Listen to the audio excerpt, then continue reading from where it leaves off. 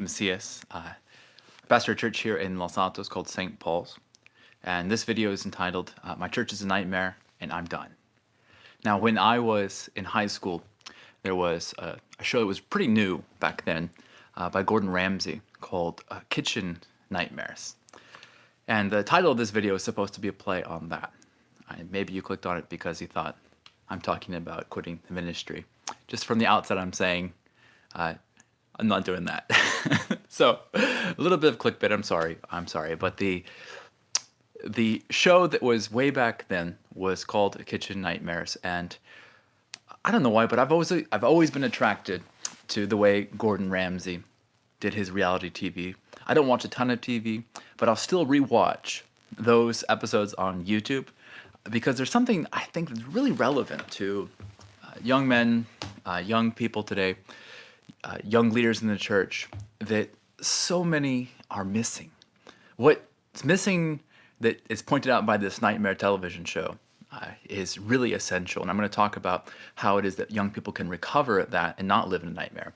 But the part that's for those of you who aren't familiar with Kitchen Nightmares, Gordon Ramsay, he'd go into these American restaurants. And if you really like eating out, I don't recommend watching this show because he kind of shows that kitchens in the United States are not usually well kept. And you can imagine the folks earning below a living wage don't take it very seriously to clean behind the unseen parts of the kitchen. So what Gordon would do is he would come, evaluate the food. He'd always hate it. No matter what he ordered, it was always terrible and the worst thing he'd ever eaten. And that was part of the TV show. But then you would expect that he would go in and then just introduce his new gourmet menu or change the style of the restaurant.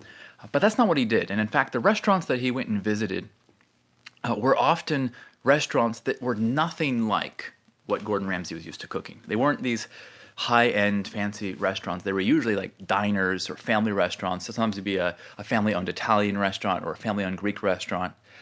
And as I left kind of high school and went through college, I forgot all about Gordon Ramsay's nightmares. But then when I got into ministry, I started to see some parity, some common things between what Gordon was pointing out way back there and what it's like to run a church, run a school here at St. Paul's in Canterbury. And I want to talk about that because many of us who are entrusted with the responsibility of shepherding souls are attracted to that, are called to that, are gifted in that, and have certain strengths with things that aren't used every day. And a good example of this is we spend all this time reading theology books, studying in seminary, writing papers, and of course, very important to do. I think that there's even an aspect of that as a filtering process to keep some of the folks who shouldn't be serving out of the ministry. But there's also a part of that that is impractical and doesn't really prepare you for the realities of what ministry is going to be on the ground. And in fact, it kind of sets up this strange idea in your mind that somehow ministry work is going to be theological work, or it's going to be having discussions about theological issues, or even our pet political, our pet projects, that those would be something, now that we've studied those, we're going to teach everybody about it. And I know that I'm guilty of this, but you know, you study new perspectives on Paul. So you want to lead a Bible study with this group of folks about, you know, this new wonderful perspective. Or you want everybody to understand the importance of some Eastern Orthodox father. So you introduce a new service. Or you're really fired up about youth ministry. So that's a new program you want to put in your church. And these pet ideas, these pet projects that we bring don't always work out. These pet ideas aren't always the silver bullets we think they're going to be in the church. And what I found coming into a church that was really on its last legs, membership's down, giving's down, attendance is down. It's like most American mainline churches. I think the average numbers of American churches in general are under 100 folks. If you're over 100 people in a church, you're probably in a by comparison, larger church in the United States. And if you belong to a traditional church, that's over 100, you're an anomaly.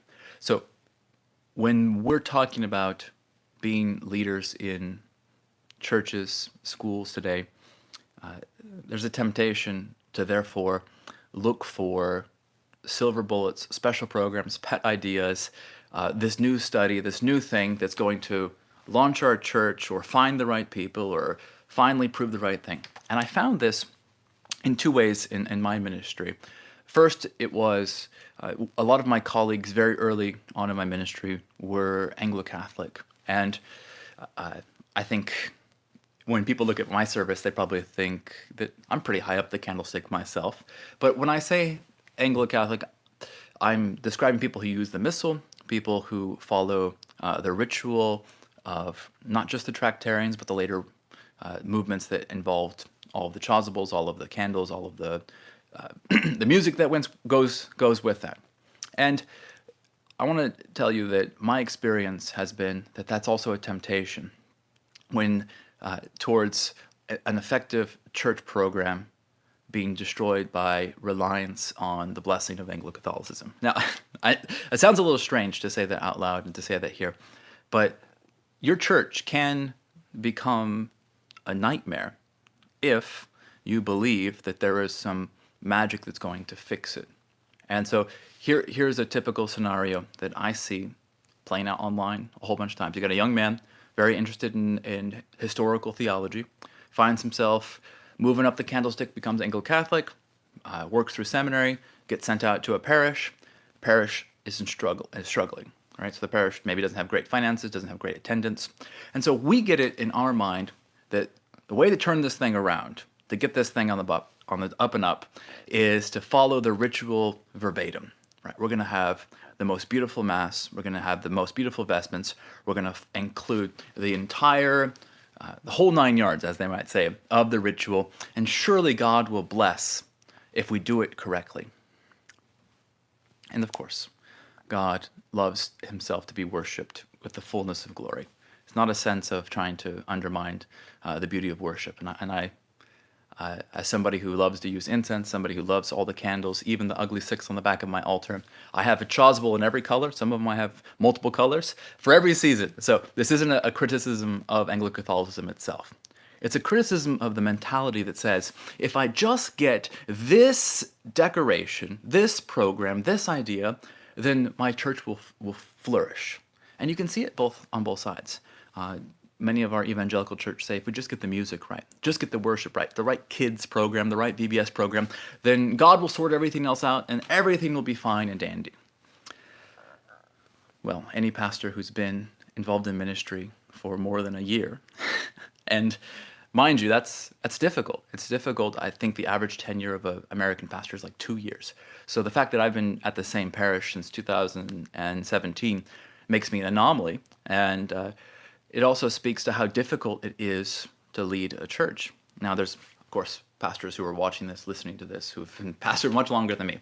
But here's my point and why I said my church is a nightmare and why I'm connecting it to Mr. Gordon Ramsay. Because the solution for building a church isn't found in those ideas. And as I'm been in the process of rebuilding a congregation, of rebuilding a church school, and growing both of those institutions at the same time, I keep going back.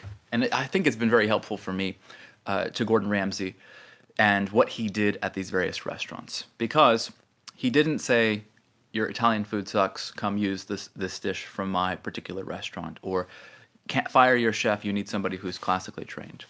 What he would do is he would go through the restaurant. First thing he'd usually do is clean them. Say, this place is a mess. You got spoiled food everywhere. You got no organization. Nothing's labeled. You're famous for saying you're gonna kill somebody, right? Think about our parish. Is there any closet?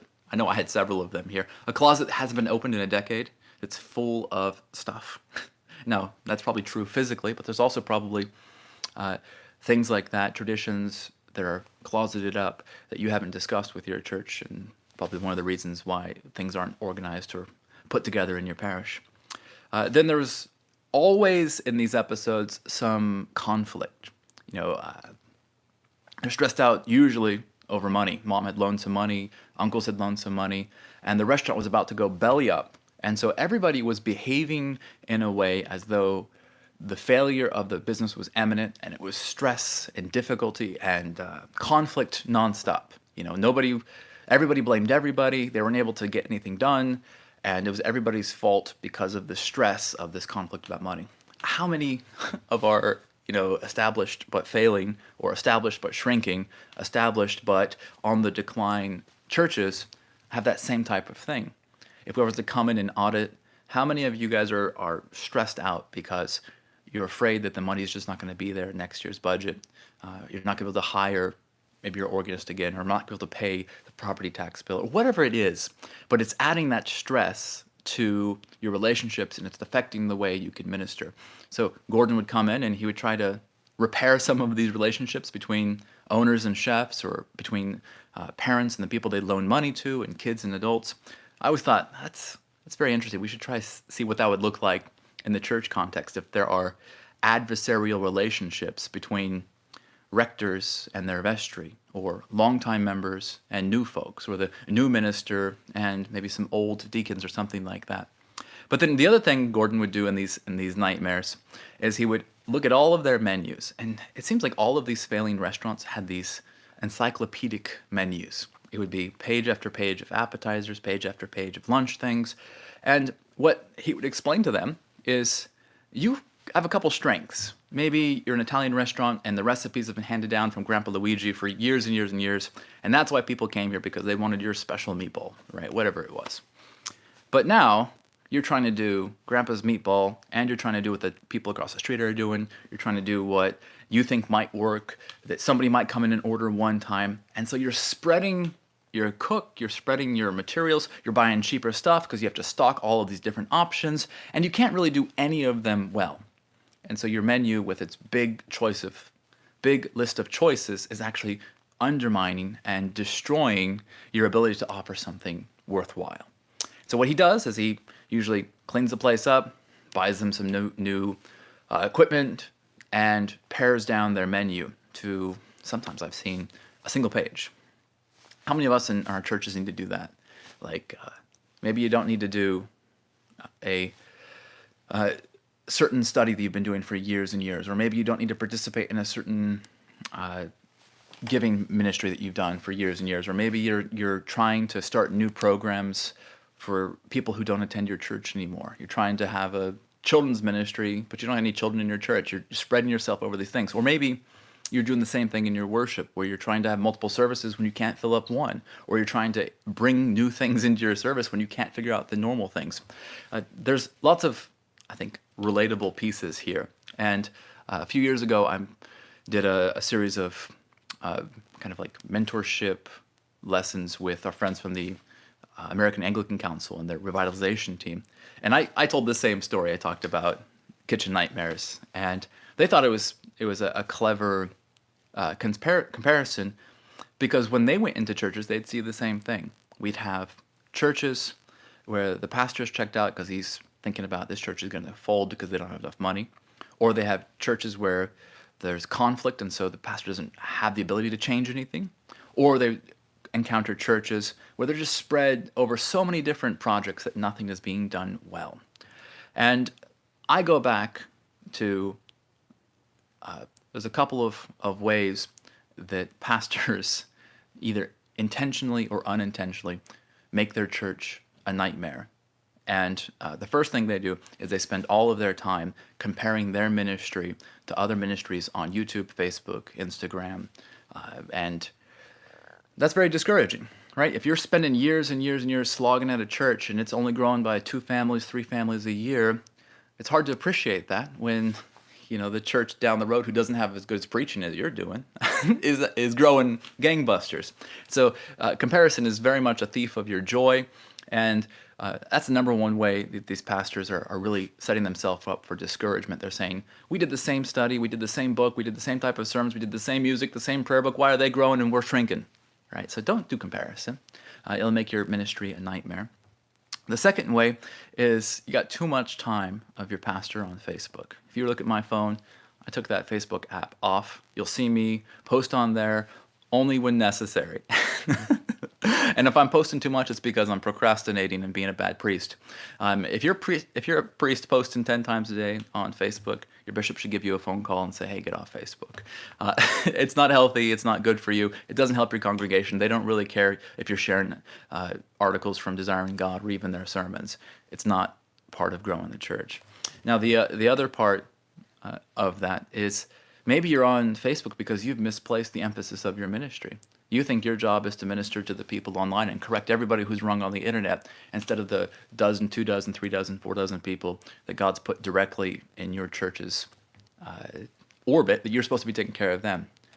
Instead of sending the next comment on Facebook, send a text message to your senior warden, to the woman who missed church last week, to the family who's not been attending for the last few months, that you're thinking of them. That's what we should be doing. But the nightmare is increased when you're spending time comparing and wasting time on social media.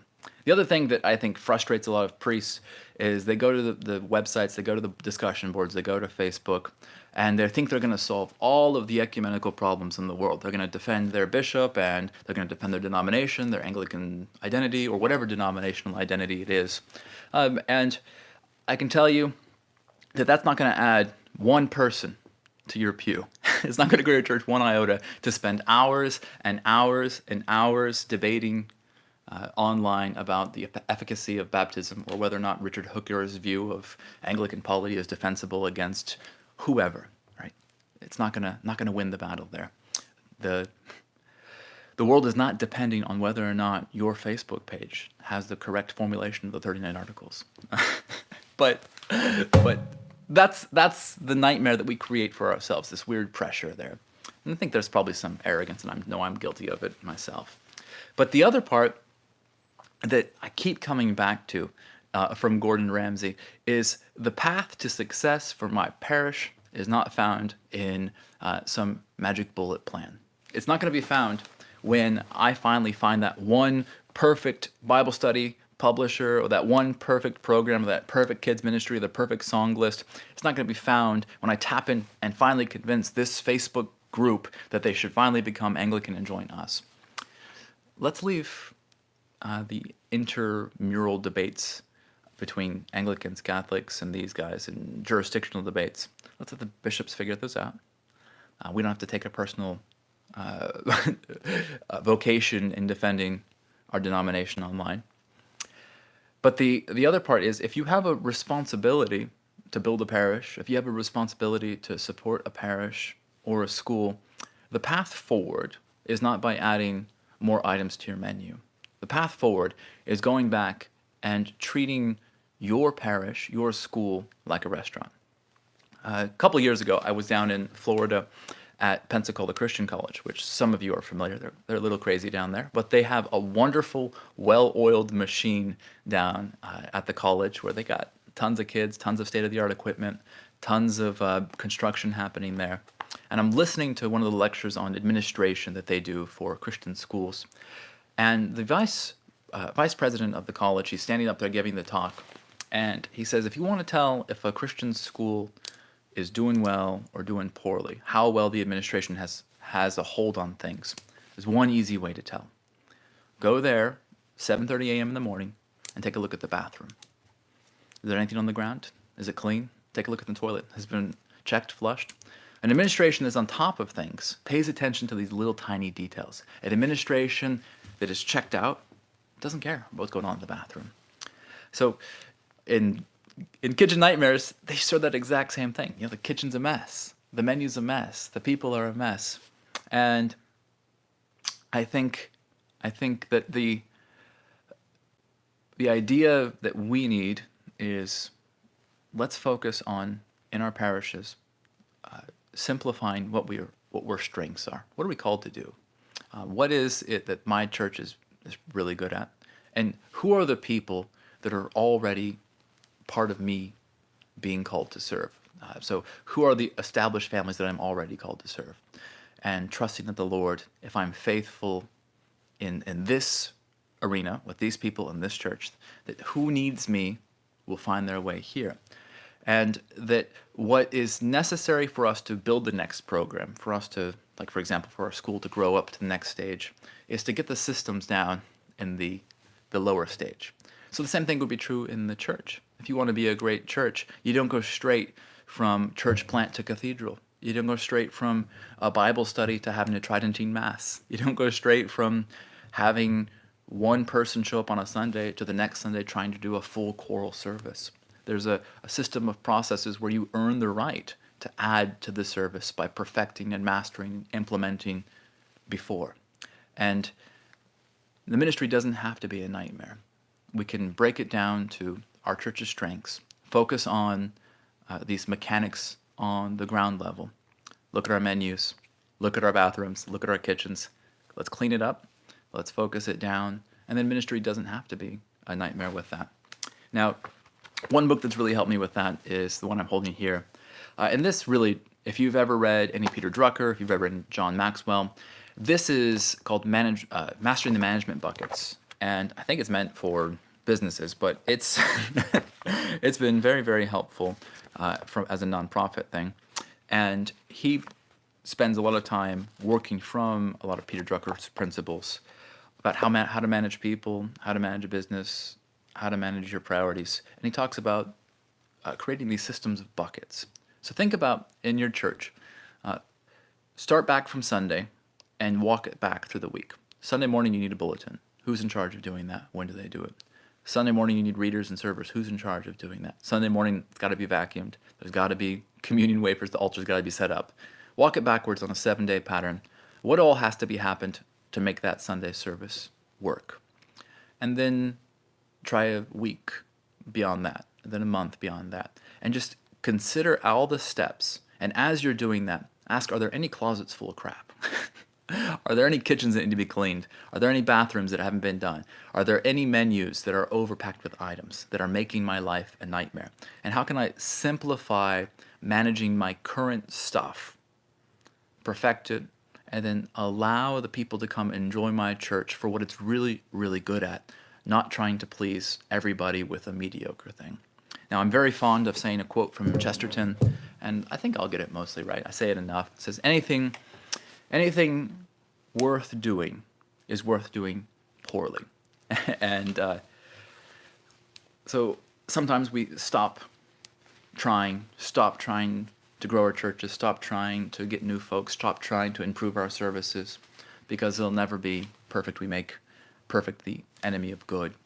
But anything worth doing, growing an Anglican church in North America, anything worth doing, developing a Christian school, anything worth doing, discipling individuals in the way of our Lord Jesus Christ, anything worth doing, teaching them to study the Bible, anything worth doing is worth doing poorly. It means you got to start imagining, where is it being done poorly, and how do I fix it down at the base level?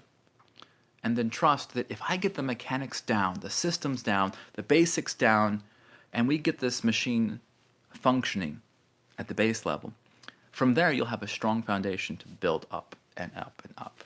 It doesn't require a magic bullet. There's no secret system. There's no secret sauce. There's no secret program. There's no magic spell. It starts with coming to the kitchen, acknowledging your nightmare, and building up back from there. I'm hoping that that's been helpful, and I'm preaching largely to myself. In our church, we've gone from an average Sunday attendance of like 4 on a good Sunday to getting up, around 40 on an average Sunday. And that's been difficult. It's taken a number of years. We had to fight through COVID on that. And I'm really excited when our Sundays reach almost 100, and I'm really disappointed when our Sundays are under 30. That's a human emotion. But the reality is, God's given you a group of people, given you a mission, a group of gifts. And we have to focus on managing ourselves well there. I'm been really influenced and impacted and developed by a lot of Stoic philosophy in this matter, and I think Marcus Aurelius should be part of the required seminary reading about self-denial and developing yourself, because so many priests, they just play church online on Sundays, but they're not focused on building the mechanics every week. So I think that this is probably preaching to the choir. literally and figuratively. But I hope it's an encouragement to know that there is a group like the AAC, or there are groups that are working on revitalization that are having the same struggles that your church has. And we don't have to pretend that the church is just fine. It's okay to build the church and grow the church from here. Thanks.